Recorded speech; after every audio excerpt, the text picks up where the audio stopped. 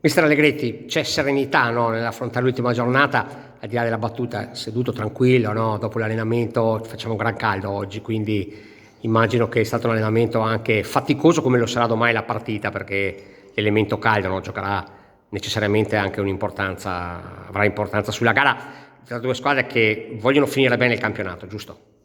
Sì, quello è quello che vogliamo, finire bene il campionato, salutare i nostri tifosi.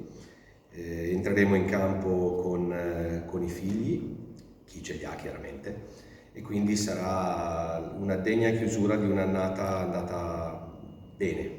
Ecco, io in fase di presentazione mi sono permesso di dire che sono due squadre che hanno raggiunto gli obiettivi prefissi, ovvero il Novasson doveva salvarsi, l'ha fatto, il Chievo voleva migliorare la stagione dell'anno scorso, lo ha fatto, nonostante un percorso un po' particolare. È così, sei d'accordo? Assolutamente sì, è il riassunto di una stagione tra alti e bassi chiaramente, però per certi versi positiva, perché c'è stato un momento in cui potevamo giocarci qualcosa di più importante, poi dopo non abbiamo avuto le forze, abbiamo commesso errori, tutte cose che possono capitare nel calcio, però a grandi linee abbiamo fatto bene con una rosa numericamente delle volte anche in difficoltà, perciò grande merito ai ragazzi e a tutti quanti. Potrebbe essere quella di domani una partita anche degli addii per alcuni protagonisti di questa stagione,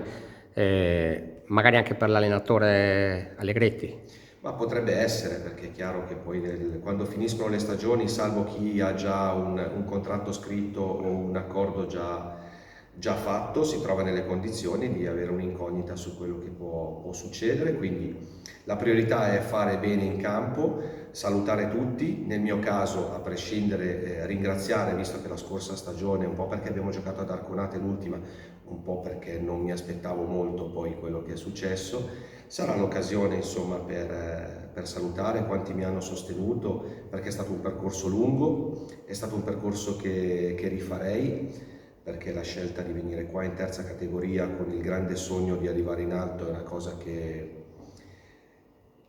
è bella da fare, è stata bella da fare, è stata bella da sognare, quindi sono contento e per chiudere la cosa più importante è ringraziare.